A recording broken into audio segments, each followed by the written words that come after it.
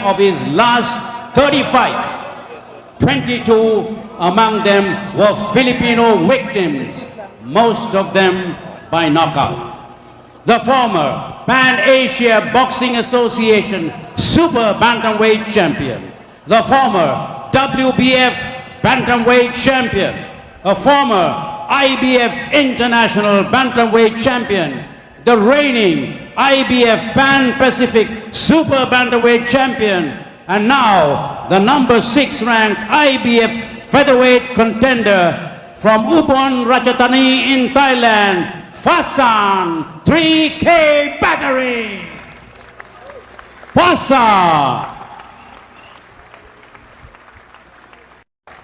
The former OPBF Flyweight Champion, the former WBC Flyweight Champion, the former WBC International Super Bantamweight Champion, the former IBF Super Bantamweight Champion, the Ring Magazine Featherweight Champion of the World, the People's Featherweight Champion of the World, ranked number 3 featherweight world contender by the IBF.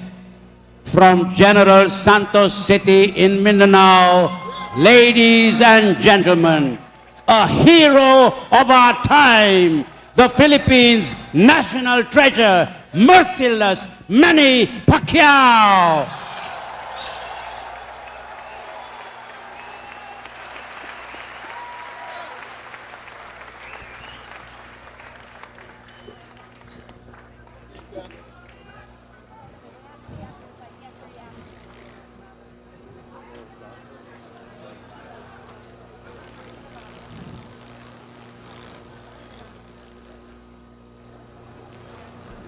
At sa wakas, magsisimula na ang matagal nating iniintay si Manny Pacquiao, tabas na tabas ang katawan at kapansin-pansin ang bagong tato sa kanyang kaliwang balikat.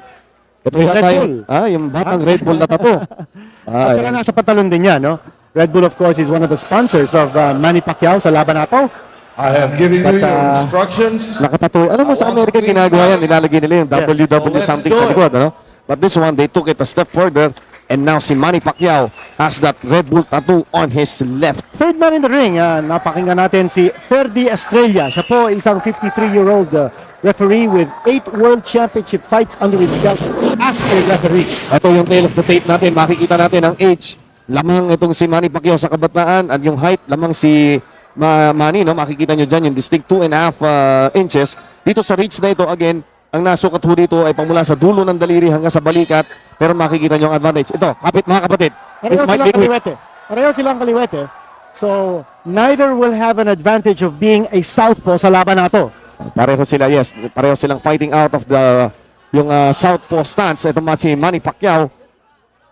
Kapatid depensa ni Manny Pacquiao. Nakikita natin kinito dito. Nakatago. No? Hindi niya alam kung ano itong opponent niya na ito. Again, trying to connect and trying to measure itong si Pasong Pirang. Manny Pacquiao quickly connecting. Mukhang all business si Manny dito, ha? He has always been, right jab. At may binanggit sa atin si Manny Pacquiao just before this fight. Sabi niya, hintayin nyo yung aking kanan. That's something that they're trying to develop together with Coach Freddy. Coach, Manny Pacquiao gets nailed with the right. Itong si Pasong Pirang, meron parang isinusuntok na pabigla, ano? But Manny, nainis yata sa suntok na binigay sa kanya. Mukha yata nagalit si Manny. Ito na. And Pasong Pirang gets tagged by that right, Kinito.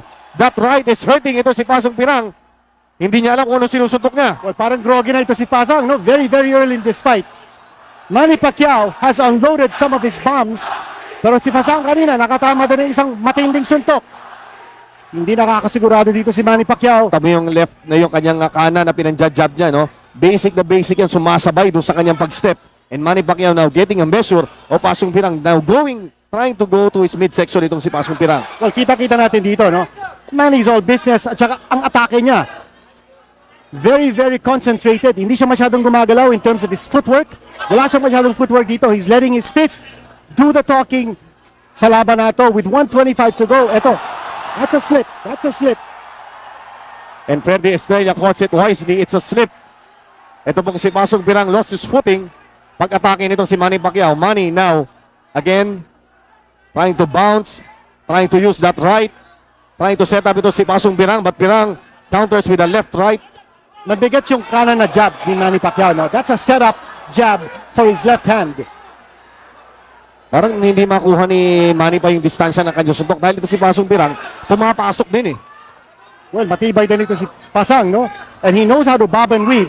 So far, it's been a defensive fight for Pasang because Manny Pacquiao has been all over him. It's a swarming attack. Ito, again, a takedown. That's a slip. Dapat siguro, yes, maka kung sa iba yun, mawawarning nga si Manny dahil Oo. tinulak niya Dalawang pababa. beses na yun. Okay, here we go once more. Etong si Pasong Pirang, lucky to survive if he survives round Well, number Chino, 1. ang importante dito, hindi ma-frustrate si Manny, no? Even kung hindi niya mapatumba si Pasang here in this first round, he's gotta keep his wits together. Pinito. Ito, Maagang tinutugbog niya. Si 30 Pasang, second warning mga kaibigan sa first round natin and Pasang, hindi niya alam kung saan siya, malimit sumusuntok siya. Wala na si Manny doon sa pinagsusuntokan niya. a nice right hand. Sneaked in that time. And what a round. But, yung fight plan ni Pasang, para nakikita na natin, no? Chino, no first round, halos hindi sumuntok si Pasang. He was fighting defensively. Ang plano ni Pasang, pagurin niya si Manny Pacquiao. Yamo si Manny ang sumuntok in the first few rounds. And then Pasang, ang plano niya is to be able to start unloading mga 4 or 5 rounds kung tatagal yung laban. Ito nakikita natin ang highlights itong bakbakan na ito. Manny Pacquiao trying to tee off itong against Pasong Pirang. Hindi niya mailanding yung mga suntok niya kasi si Pirang has this tendency to move forward, sumusugod sa thereby nawawala yung angle doon sa mga gustong punches ni Manny. That was the first slip ruled by coach, rather by itong si Ferdy Estrella, ang ating pong referee. Working the corner of Manny Pacquiao is Freddy Roach and excellent cutman na si Lenny De Jesus. That's right. Pasang, ang plano niya is to be able to start unloading mga 4 or 5 rounds kung tatagal yung laban. Ito nakikita natin ang highlights itong bakbakan na ito. Manny Pacquiao trying to tee off itong against Pasong Pirang. Hindi niya mailanding yung mga suntok niya kasi si Pirang has this tendency to move forward, sumusugod sa thereby nawawala yung angle doon sa mga gustong punches ni Manny. That was the first slip ruled by coach, rather by itong si Ferdy Estrella, ang ating pong referee. Working the corner of Manny Pacquiao is Freddy Roach and excellent cutman na si Lenny De Jesus. That's right. Si Lenny De Jesus is a Puerto Rican. Nanggaling siya from New York where he operates a gym, yung Juan Laporte Boxing Gym. He's been involved in boxing for 41 years Round as a number fighter and as a trainer. Okay, ito na. Maganda rin ang depensa ni Pasang. Ha? A lot of those punches of Manny Pacquiao, especially yung right jab, landing on the gloves of Pasang. Ito si Pasang now also showing a jab. Tandaan nyo, sinabi ni nitong si Pasang, si 3K Battery na meron siyang nakitang weakness ni Manny Pacquiao na isisikreto niya. Whatever that is, yan po ang iniintay natin. And Manny Pacquiao, again, trying to connect, pero hindi pa natin nakikita yung landing ng solid punch from Manny Pacquiao dito po sa ating first and second round. Well, Chino, that's because maganda ang depensa ni Pasang. Although tinatamaan siya rito, hindi masyadong solid, no? Because he's got both his hands up. That's a knockdown. That is a knockdown. Definitely knockdown yun. Tinamaan si Pasang. Sa nung tinamaan kinito. Alam mo, sa volume of punches, it's a barrage. Barrage. At nayanig po dito sa Tagig, ito po si Pasong 3K Battery, the first knockdown scored by Manny Pacquiao. Another knockdown might Sino- be coming soon. Parang basuka ito si Manny Pacquiao, no? Both fists churning, all guns blazing para kay Manny Pacquiao. Yan pong kanan na yan, inihahanda pa rin niya para kay Marquez. And now, he's trying to test drive that right hand, which has connected again. And ito si Pasong Pirang, hindi na malaman kung saan pupunta. No answer. Pasang has no answer for Manny Pacquiao's aggressiveness. Saka hindi makagalaw, oh. Oo. Nahihilo siya, hindi niya malaman. Sa kung dami paano ng suntok. susuntok. Sa And dami ng suntok ni Manny Pacquiao. Yes. Maganda sa rin depensa niya, but he just is not able to fend off all those punches coming from Pacquiao. Grabing ginagawa ni Manny. Talagang tinatrabaho niya yung kanan niya. Kinito, look at that. Straight upper. Now trying to jab with that right. Leading with that right. And nailing him with that left. Yan po si Pasong Pirang. Already a knockdown has been scored in the second round. Parang hinahanap dito ni Manny is a one-punch knockout. And so far, hindi pa siya makapag-landing ng isang matinding suntok to put him down for good. Now, isang beses na bumagsak si Fasan, but Fasan is still standing. He's still fighting back. Whoa! Leading with the right. Yan yung artillery ni Manny Pacquiao. And The Pasong arsenal. Pirang is in trouble. Kinito, this guy is in trouble. He's trying to back off. Paiwas-iwas na lang ito si Fasan. Manny Pacquiao is mauling Fasan 3K Battery. Short of toying around with this guy. Going to the midsection and going upstairs again. Si Manny Pacquiao mixing it up. He inhales him with that right of his. Alam mo, He goes to the body. Grabe ang variety, Kinito. You have to give it to Fasang, ha? He's very courageous. Ito, lumalaban pa, no? Sa dami ng mga suntok na tinanggap niya from Manny Pacquiao. Manny Pacquiao again working out that right of his. Trying with that right looping shot. They're trying to master yung right cross, Kinito. This is round number 2. Now, nakita din natin yung mga suntok ni Manny, hindi lang sa mukha, kundi sa tagiliran din, no? The side of the body. 10-second warning. Fasang looks like he's going to survive this second round assault. Bumagsak siya in this round. And end of the second round. And we might say na ito si Pasong Pirang, whether he's lucky to have survived the second round or whether he is... This is the Second round knockout highlights. score. Kami yung kanan tumama. Right hand, dito. yes. That was the right hand. Again, the right to And the forehead oo. dito. And that staggered and sent ito pong si Pasong Pirang. Pero combination niya, makikita niyo ulit, yung jab, which looks like more of a straight. And then, ayun, Tumama yung left, yes. nayanig. Pero yung nakapag-set up doon, yung dalawang kanan ni Manny Pacquiao. That is what he's been working at. Yung kanyang kanan. He wants to be a two-fisted fighter in preparation for Marquez, Morales, and Barrera. But first, He must ito, hurdle. he's got to be able to take care of Fasang Pasong 3K battery. Ito, back dito sa ating bout. Round number 3. Manny Pacquiao trying to measure. Ito si Pasong Pirang with his right lead. Going up and down. Manny Pacquiao nails him with the left. Ito si Pasong Pirang. Nailed Kinito. Well, he got rocked that time. Pero matibay Kinito. Nakikita ko. Nasasalo niya yung mga suntok. Now, whether he's able to withstand the punishment. Oo, Chino, parang pinasusuntok Ayun na niya naman. lang si Manny. But here is Fasang absorbing a lot of punishment.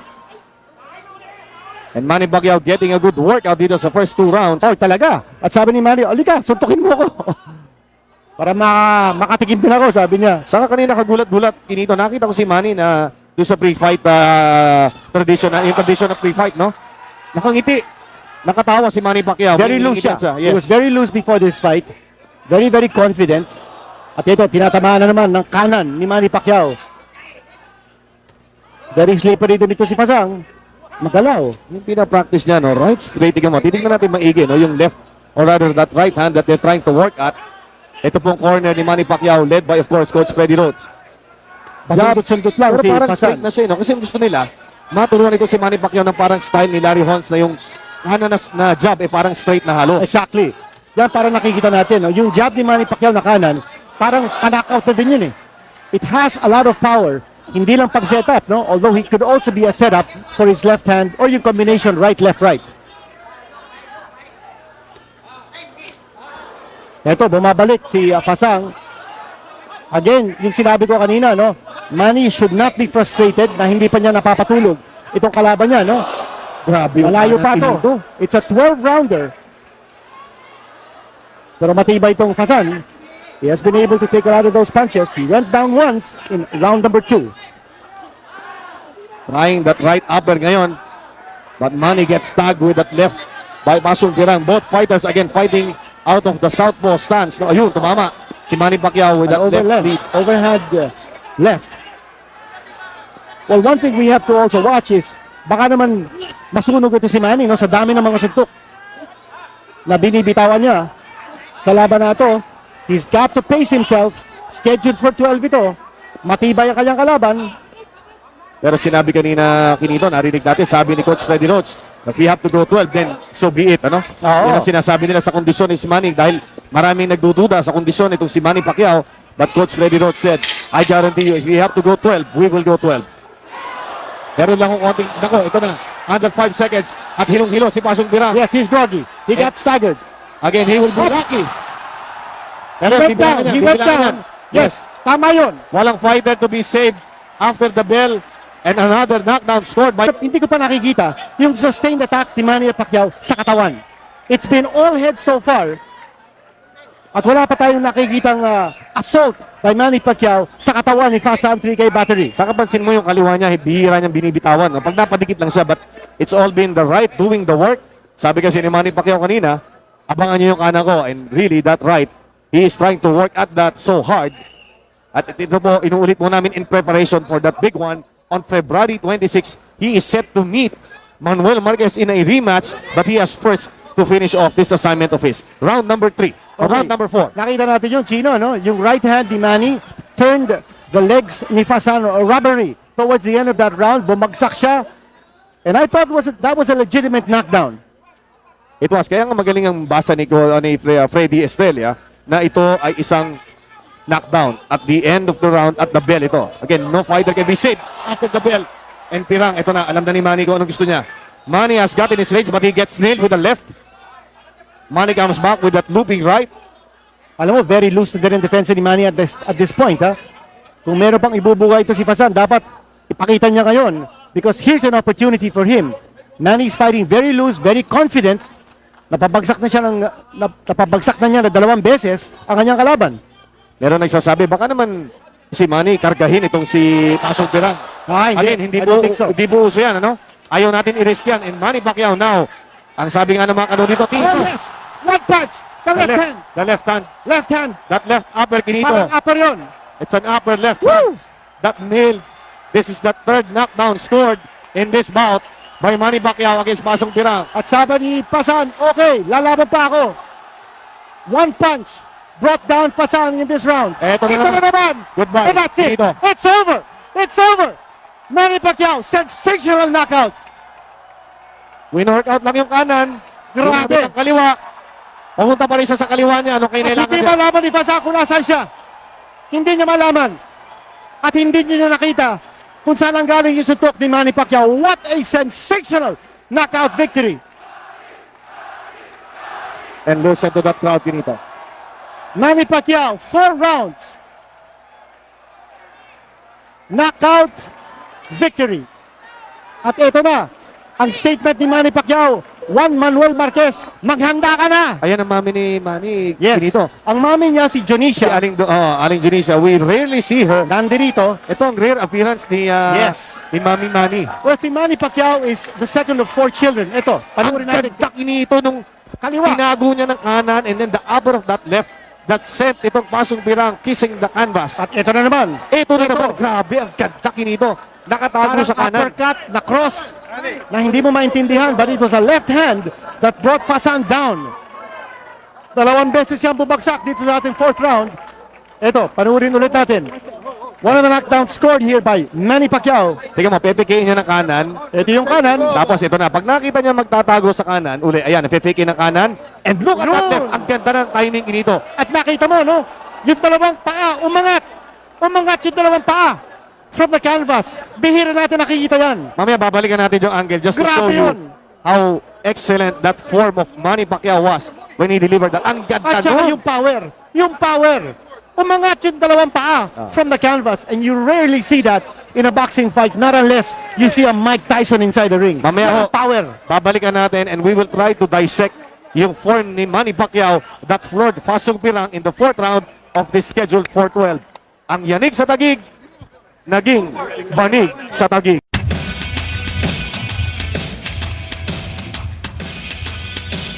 Ladies and gentlemen, the time, 1 minute, 26 seconds of the 4th round.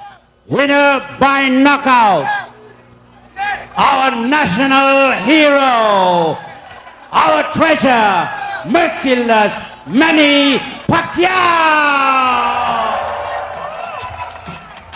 To present the trophy, Vice President Noli De Castro and Taguig Mayor Freddy Tinga.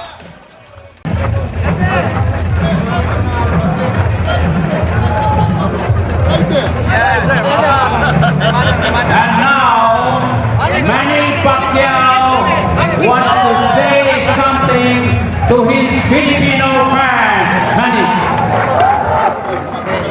Magandang gabi po sa inyong lahat. Nagpapasalamat po ako sa lahat ng suporta ninyo po.